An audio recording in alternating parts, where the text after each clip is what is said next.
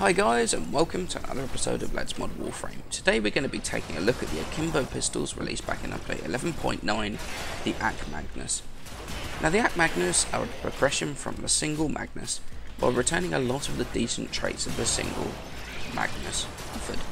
Now the AkMagnus boasts a pretty decent 45 damage per shot, with the damage being split pretty evenly between the damage types, although favouring impact slightly more than the rest. They also boast a fantastic 25% critical chance with a 200% damage multiplier, combined with an equally fantastic 25% base status chance, meaning that the hybrid critical status build can be achieved on this weapon, and pulled off extremely well. Now the fire rate of the AkMagnus is also pretty respectable at 8 rounds a second, and a decent magazine size of 16 rounds. The recoil of the weapon, unlike the AkLex that I reviewed recently, is easily manageable, and really can boost the fire rate of the weapon, since readjustment of fire between shots is minimal, especially when compared to other akimbo sidearms.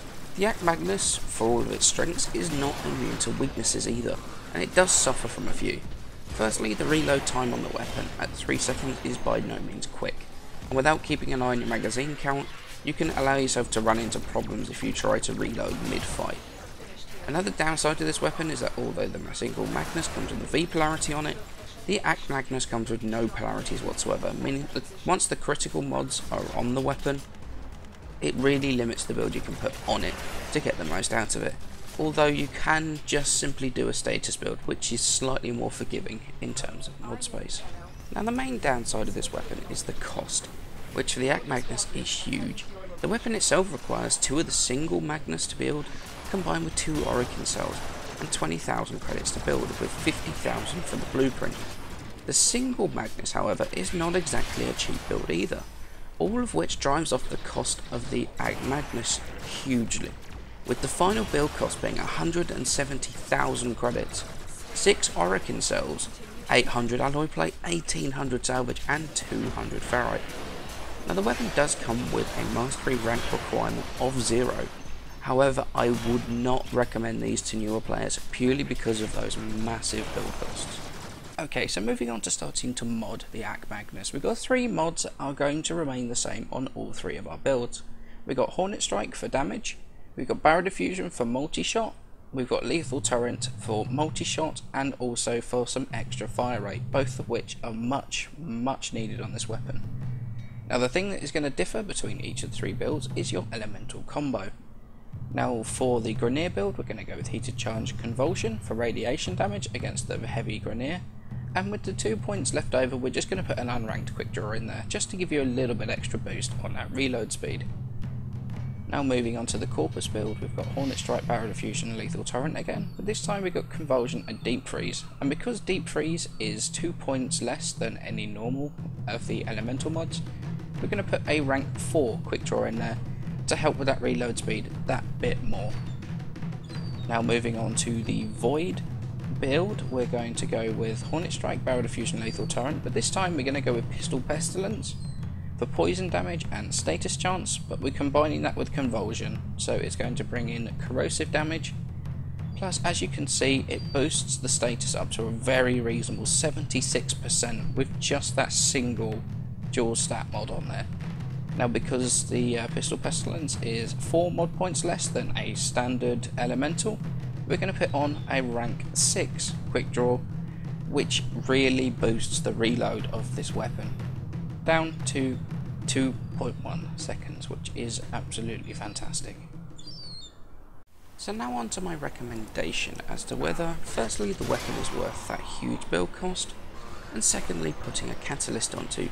And honestly, I can say absolutely. I've always been wary of the akimbo pistols, especially those like the Lex and the AkMagnus, because the slow fire rate combined with the awful reload speed really slows the game down, and I don't feel it's a good enough sidearm to protect you when things go bad. However, the AkMagnus doesn't suffer from that slow fire rate, it doesn't suffer from high recoil, although it does have that slow reload speed, but that in itself is manageable with mods. Moving on to the maximization of the weapon and the question of forma and the further build from the extra mod points that you free up. Firstly, you can kill 2 birds with 1 stone by replacing the quick draw mod with stunning speed. boosting both your reload speed, which drops to around 2 seconds, plus boosting that already rather good status chance. Now in terms of elemental combos, I would recommend using the dual stat event mods if you have them available to you.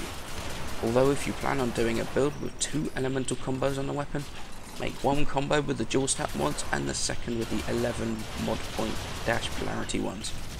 Purely because after the one combo with those status mods, your status chance is going to be so high anyway that adding more status suffers pretty much from diminishing returns.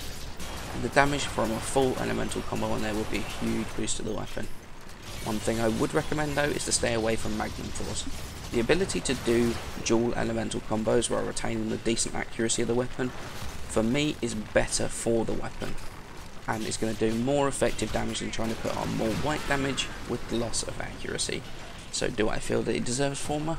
Absolutely yes I do. Now obviously there are going to be parallels drawn between this and the AK Lex.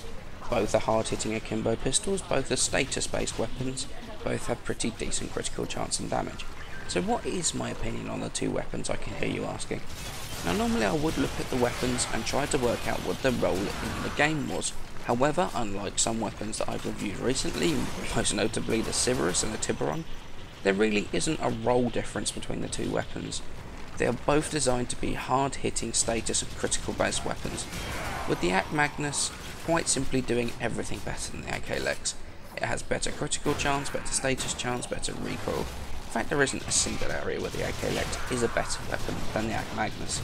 So given a choice, I'd go for the AkMagnus every time. As always guys, thanks very much for watching. Please remember to leave a like and to subscribe, and I shall see you in the next episode.